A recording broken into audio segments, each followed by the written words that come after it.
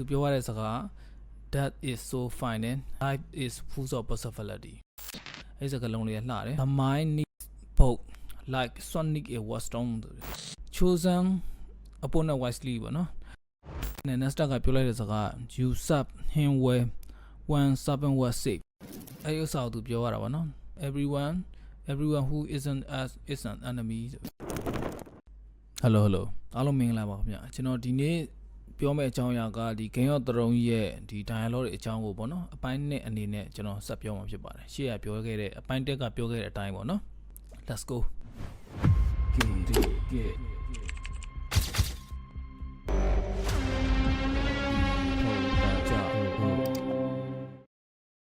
number 1အနေနဲ့ depth is so fine ဒီ Jamie Lannister နဲ့ Tyrion Lannister နဲ့ပြောနေတဲ့စကားဝိုင်းလေးပေါ့နော်ဒီပြောတဲ့အကြောင်းအရာက Brandon Stark အကြောင်းပေါ့နော် Brandon Stark ကဒုက္ခိတအနေနဲ့အသက်မသေးသေးပဲနဲ့အသက်ပြန်ရှင်သေးတယ်ပေါ့နော်ဒုက္ခိတအနေနဲ့အသက်ရှင်နေတယ်တဲ့အဲ့ဒီအကြောင်းကိုဒီ Jamie ကပြောတာပေါ့နော်ငါသာဆိုလို့ရှိရင်ဟိုအသက်ရှင်မနေဘူးပေါ့နော်ဒီဒုက္ခိတဘဝနဲ့ရှင်နေရတဲ့ဆိုင်ငါသေလိုက်တာမှပိုကောင်းမယ်ပေါ့အဲ့လိုကြီးပြောချတော့အဲ့ချိန်မှာ Tyrion ကနေပြန်ပြောအဲ့ဒါတော့ငါလက်မခံဘူးတဲ့သေတယ်ဆိုတာကလုံးဝဇသိန်းကြီးပေါ့နော်အသက်ရှင်သေးတယ်ဆိုတာဖြစ်နိုင်ခြေတွေများစွာရှိတယ်ပေါ့နော်ဆိုလိုတာသေသွားတယ်ဆိုတာလုံးဝသေသွားပြီဗျာဒုက္ခိတဖြစ်နေရင်တောင်မှအသက်ရှင်နေဆိုတာကဟိုဖြစ်နိုင်ခြေများစွာရှိတယ်ပေါ့နော်တကယ်လဲဒီဇလန်ထဲမှာက Brandon Stark ကဒုက္ခိတအဖြစ်အသက်ရှင်နေဆိုပေမဲ့ဟိုခြေထောက်နဲ့မဟုတ်ပေမဲ့ပေါ့နော်ပြန်တန်းနိုင်တဲ့အနေအထားတစ်ခုပေါ့နော်အဲ့လိုမျိုးဇလန်ထဲမှာလည်းမြင်တွေ့ရပါလိမ့်မယ်သူပြောရတဲ့စကား that is so fine and life is full of possibility task. Give me a good, clean death any day. Speaking for the grotesques, I'd have to disagree. Death is so final, whereas life is full of possibilities. I hope the boy does wake. I'd be very interested to hear what he has to say. Number 2ကJon Snow နဲ့ Tyrion Lannister နဲ့ပြောခဲ့တဲ့စကားပေါ့နော် Jon Snow နဲ့ Tyrion Lannister နဲ့ပြောတဲ့စကားကလမ်းပေါ့နော်ဒီ The Wall ဆိုတဲ့နေရာကြီးကိုမြောက်ပိုင်း Winterfell နဲ့ The Wall ကိုသွားတဲ့လမ်းမှာပေါ့နော်နားကြရင်နဲ့ Tyrion Lannister စာအုပ်တွေဖတ်တာကိုဒီ Jon Snow ကသွားတွေ့ Jon Snow ကတွေ့တဲ့အချိန်မှာသူကပြောတာဘာဖြစ်လို့စာအုပ်တွေအများကြီးဖတ်တာလဲတဲ့အဲ့လိုဖတ်တဲ့အချိန်မှာသူကပြောတယ်အဲ့ဒါသူကလည်းသူအကြောင်းအရာတွေသူပြောတာပေါ့နော်ငါကတချင်ကြရင်ငါတူကဘယင်ဖြစ်မယ်ငါကလည်းငါတို့အိမ်တော်အတွက်တက်နိုင်တဲ့ဘက်ကလှုပ်ရှားရှိအောင်လုပ်ကြမယ်ပေါ့နော်ငါကိုကတော့ဓာကျွမ်းနေပါညာသူအဲ့လိုမျိုးတွေပေါ့သူပြောတယ်ပေါ့နော်အဲ့လိုပြောရင်းနဲ့ပေါ့ငါ့ကိုကြည့်ပေါ့နော်ငါချက်ပူလေးတဲ့ငါကိုလိုငါဓာသမားလည်းမဟုတ်ဘာမှမဟုတ်ပေါ့နော်ငါသုံးစားလို့ရတာဒီအုံနောက်လောက်ပဲရှိရဆိုတဲ့သဘောတရားတွေသူပြောတယ်ပြောပြီးတော့ဒီငါရဲ့စိတ်ကပေါ့နော်ဒီ mind ပေါ့နော်ဒီအတွေးခေါ်ပိုင်းဒီຢာတွေအတွေးခေါ်တွေအုံနောက်အတွေးခေါ်တွေကတဲ့ဒီစောက်တွေလိုတယ်ပေါ့နော်ဒီဓာတ်တွေမှာဓာတ်သွေးကြောက်လိုတယ်လို့မျိုးပဲငါရဲ့အုံနောက်အတွေးခေါ်တဲ့စောက်လိုတယ်ဆိုတဲ့စကားလုံးကိုသူသုံးသွားအဲ့စကားလုံးလေးလှတယ် The mind needs both like sonic a wisdom အဲ့လိုမျိုးသုံးသွားတယ်ဗျာ Why'd you read so much? Look at me and tell me what you see. Is this a trick? What you see is a dwarf. I must do my part for the honor of my house. Wouldn't you agree? But how? Well, my brother has his sword, and I have my mind. And a mind needs books like a sword needs a whetstone. That's why I read so much Jon Snow. Number 3ကကြတော့ကျွန်တော်ကရမ်းကြိုက်လို့ထည့်တယ်ဗျဒီတိုင်ရလုံးဒီအကြောင်းအရာ conversation ကိုကျွန်တော်ကြိုက်လို့ဗျာဒီလားအဲ့နေရာလေးမှာကျွန်တော်ကြိုက်တဲ့ character 2ယောက်စကားပြောတဲ့ဟာကိုကျွန်တော်အရမ်းကြိုက်လို့တာကျွန်တော်ဒီထဲမှာပြောခြင်းဖြစ်ပါတယ်ဒီ next ကပေါ့နော်ဒီ Kingland ကိုရောက်လာတဲ့အချိန်ပေါ့ရောက်လာတဲ့အချိန်မှာဒီတန်ပလင်ရဲ့ဘေးနားမှာပေါ့နော် Iron Throne ဘေးနားမှာ Jamie Lannister နဲ့တွေ့နေစကားပြောတဲ့အခန်းပေါ့နော်အဲ့အချိန်မှာဒီ Jamie Lannister ကိုပြောတယ်ပေါ့နော်မင်းဝက်တဲ့တန်ချက်ကဝတ်စုံอ่ะပေါ့နော်ဒီအကာဝယ်ဝတ်စုံအရန်ကောင်းတယ်ပေါ့နော်စင်ရမရှိဘူးဆိုတဲ့သဘောနဲ့သူကပြောတာအဲ့သဘောတရားကဘာလဲဆိုတော့သူကရွှေပြောတာပေါ့နော်ကြည့်မရအောင်သူတို့နှစ်ယောက်မတည့်ဘူးလေမတည့်တော့ကြည့်မရတော့ဟိုအသုံးမကျတဲ့ပုံစံမျိုးပေါ့နော်တစ်ချက်တောင်စင်ရတစ်ချက်လေးတောင်မှစင်ရမရှိဘူးဆိုပြီးသူအဲ့လိုပြောသွားမခံစိတ်ဆိုတာဂျင်မီကလည်းတကယ်တော့တော်တဲ့ကောင်ပါသူလည်းပြန်ပြောလိုက်တယ် ဟိုတစ်ချက်လေးမှဆင်းအောင်မရှိဘူးဆိုတာငါ့ကိုထိအောင်လို့ခုံနိုင်တဲ့လူမရှိလို့ပေါ့ဘာညာသူအဲ့လိုမျိုးပြောလိုက်တယ်ပေါ့နော်ဟိုကလည်း Nasdaq ကပြောတော့မင်းရန်သူရွေးတာအတော်တော်လို့နေမှာပေါ့ဟိုအသုံးမကျတဲ့ကောင်တွေကြီးပဲငချွတ်လေးတွေကြီးပဲရွေးခဲ့လို့နေမှာပေါ့နော်အဲ့လိုမျိုးပြောတာအဲ့စကလုံးလေးပေါ့နော်အဲ့ဒါလေးလည်းကျွန်တော်ကြိုက်တယ်အဲ့နေရာမှာပြောရတာ chosen opponent wisely ပေါ့နော်မင်းရန်သူရွေးတာတဲ့မလားဟိုတခြားရွေးတော်လို့ဆိုတဲ့သဘောလေးသူရွေးပြော The hand wipes. Very handsome armor. Not a scratch on it. I know. People have been swinging at me for years, but they always seem to miss. Choosing your opponents wisely then. တမိုင်းကြောင်းလေးတစ်ခုတော့ရှိရပေါ့နော်လွန်ခဲ့တဲ့16နှစ်လောက်ကပေါ့နော် Robert Rebellion ဆိုတဲ့စစ်ပွဲဖြစ်ခဲ့ဘူးလေဗျာအဲ့စစ်ပွဲကာလအကြောင်းနည်းနည်းလေးတော့ပြောမှရအောင်အဲ့ဒါကဘာလဲဆိုတော့ရင်တော့ UBN ဆိုတာရှိရပေါ့နော် The Makin ကအရန်ဆိုးတယ်ပေါ့နော်ယူနေတဲ့ဘယင်လို့ပြောမှာပေါ့သူကအရန်ဆိုးတဲ့လူတွေကိုမီးနဲ့ရှို့တယ်ပေါ့နော်အဲ့အချိန်မှာဂျိန်းကအဲ့အချိန်မှာ UBN ရဲ့တတော်ဆောင်အဖြစ်လုပ်ခဲ့တာအဲ့ကလေးကလုပ်ခဲ့တာပေါ့နော်အဲ့ကလေးကလုပ်ခဲ့တယ်အဲ့အချိန်မှာသူလုံနေတဲ့ကာလမှာပဲ Nasdaq ရဲ့အဖေနဲ့အကိုနဲ့ကဒီအကင်းလန်းထဲမှာပဲအသက်ခံရတယ်ပေါ့နော်အဲ့လိုအသက်ခံရတာကိုလည်း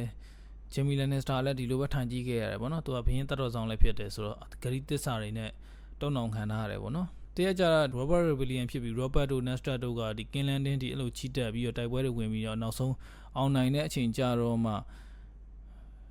ဒီဂျီမီလန်နစ်စတာကသူ့ရဲ့သူတက်တော်ဆောင်လုပ်ပေးနေရတဲ့အယူဘရင်ကိုနောက်ကျောင်းကနေဓာတ်နဲ့ထိုးတက်လိုက်တယ်ပေါ့နော်သူအယူဘရင်ကအမှနောက်ကျောင်းကနေဓာတ်နဲ့ထိုးတက်ခဲ့တယ်ပေါ့နော်သူတက်ခဲ့တာကိုကောင်းတယ်လို့ပြောခဲ့တဲ့လူကတိတ်မရှိဘူးဗျအဲ့ထဲမှာ Nasdaq လည်းအပဝင်ပဲ Nasdaq ကဘာလို့ကောင်းတယ်လို့မထင်လဲဆိုတော့ဒီကောင်တတ်တာနောက်ကျတယ်လို့ပြောရမှာပေါ့နော်သစ္စာဂရိသစ္စာကိုမတီတော့တာကိုသူစိတ်မဆိုးဘူးဒီနောက်ကျတယ်ပေါ့နော်သူတတ်တာတကယ်တမ်းဆိုရင်သူတို့စစ်ရှုံးကနေကြမှာသူကဘယင်ကိုအယူဘရင်ကိုနောက်ကျောင်းနဲ့ဓာတ်နဲ့ထိုးတတ်တာအဲ့ဒါယူသူမကြိုက်တာဒါပေမဲ့တချို့လူတွေကြတော့လေဘယင်ကိုတစ္ဆာခံပြီးတော့တတ်တော်ဆောင်လုံရင်းထဲမှာဘယင်ကိုနောက်ကျောင်းကဓာတ်နဲ့ထိုးတတ်တာကိုမကြိုက်တဲ့လူတွေလည်းရှိရပေါ့နော်ဒါကတော့တမိုင်းပေါ့နော်အခုချိန်မှာသူတို့အဲ့အကြောင်းပြောကြတယ်ပေါ့နော်အခုချိန်မှာဂျိန်းနဲ့ Nasdaq နဲ့စကားပြောတယ်ပေါ့နော်စကားပြောတဲ့အချိန်မှာလည်းဂျိန်းကပြောတယ်ပေါ့နော်ငါတရားမျှတမှုရအောင်လုပ်ပေးခဲ့တာပေါ့နော်အဲ့နဲ့ Nasdaq ကပြောလိုက်တယ်မင်းအဲ့လိုစိတ်နဲ့ညာဘက်တွေကိုအိပ်ပျော်တာလားပေါ့နော်အဲ့လိုမေးတော့သူက Nasdaq ကသူ့ကိုမကြိုက်မှန်းသိတော့ပြောသားမအောင်တဲ့ငါကဒီအယူဘရင်ကိုပေါ့နော်နောက်ကျောင်းနဲ့ဓာတ်နဲ့မထိုးတက်ဘဲနဲ့ဒီဖိုက်ကနေဓာတ်နဲ့ထိုးတက်လိုက်ရောငါဂုံသေးကပို့ရှိသွားမှလားတဲ့ဒီ Nasdaq ကသူ့ကိုကြည့်မြင်ရတာအဲ့ဒါအယူဘရင်ကိုနောက်ကျောင်းကဓာတ်နဲ့ထိုးတက်လို့လည်းမဟုတ်ဘူးဘယ်နေရာထိုးတက်အရေးမကြီးဘူးအဓိကသူထိုးတက်တဲ့အချိန်ကာလပဲ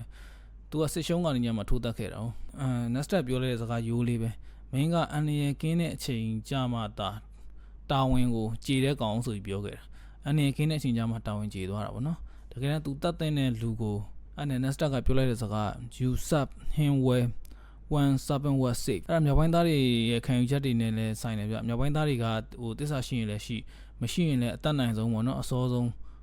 တစ္ဆာဖောက်ပြီးတော့ချက်ချင်းတိုက်ရင်တတ်ပလိုက်တယ်ဗျာသိလားဟိုမကောင်းတဲ့လူကိုဟိုအတတ်တွေပိုင်းမငဲ့ကွယ်ကိုကြိုးတွေပိုင်းတိတ်ကြည့်မနေတဲ့လူမျိုးတွေပေါ့နော်မြောက်ပိုင်းသားတွေက Felt like justice. Is that what you tell yourself at night? You're a servant of justice.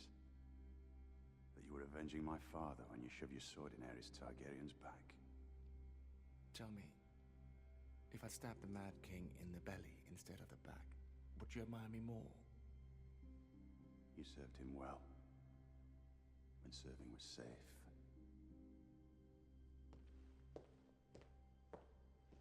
Number 4ကကြတော့ဒီ Lannister နဲ့ပတ်သက်တဲ့အကြောင်းအရာလေးပေါ့နော်ဒီ Cersei နဲ့ Joffrey နဲ့စကားပွိုင်းလေးရပါတော့ဘယင်ကောင်းဆိုတာတဲ့သူ့ရဲ့အင်အားကိုဘယ်ချိန်မှာသုံးရမယ်ပေါ့နော်ဘယ်ချိန်မှာအသုံးပြုရမယ်ဘယ်ချိန်မှာထိန်းသိမ်းရမယ်ဆိုတာသိရတယ်ပေါ့နော်အဲ့ဒီလိုမျိုး Cersei Lannister က Joffrey ပေါ့နော်သူ့သားကိုသူကပြောတယ်အဲ့လိုမျိုးပြောတဲ့အချိန်မှာ Joffrey ကသူကနည်းနည်းလေးစိတ်ထဲမှာပျော်သွားတယ်အမေရတဲ့ဟိုဒီ stat တွေပေါ့နော် Winterfell stat တွေကရန်သူတွေဆိုတာအမေကလက်ခံတယ်ပေါ့တဲ့အဲ့လိုပြောတာသူစာစီရဲ့အတွေ့အထဲမှာအဲ့လိုမျိုးမဟုတ်ဘူးဒီ stat တွေကမှရန်သူမဟုတ်ဘူးပေါ့နော်ဒီငါတို့မဟုတ်တဲ့လူမှန်သမျှအကုန်လုံးရန်သူပဲပေါ့နော်အဲ့ဒါကစာစီရဲ့အတွေးခေါ်လေးဖြစ်တယ်လို့ Lannister တော်များများမှာအဲ့အတွေးခေါ်လေးရှိတယ်လို့ခံစားရတယ်ဒီရုပ်ရှင်ကိုကြည့်ရင်သိလိမ့်မယ်အဲ့ဥစ္စာကိုသူပြောရတာပေါ့နော် everyone who isn't as is an enemy လူတိုင်းကဗျာကိုယ့်မျိုးကိုသိပင်မဲ့သူတို့ကဒီကိုယ့်မျိုးမဟုတ်ရင်ရန်သူလို့သတ်မှတ်ထားတတ်တဲ့စိတ်ဓာတ်တစ်ခုပေါ့နော်အဲ့အရာကိုသူအဲ့လိုမျိုးပြောသွားတာ ငါတို့ကမဟုတ်ရင်ကျန်တဲ့လူအကုန်လုံးကရန်သူပဲဆိုတဲ့အရာလေးပေါ့နော်ဒီနေ့အပိုင်းနဲ့ကတော့ကျွန်တော်ဒီလောက်ပါပဲခင်ဗျ A good king knows when to save his strength and when to destroy his enemies. So you agree? The Starks are enemies. Everyone who isn't us is an enemy.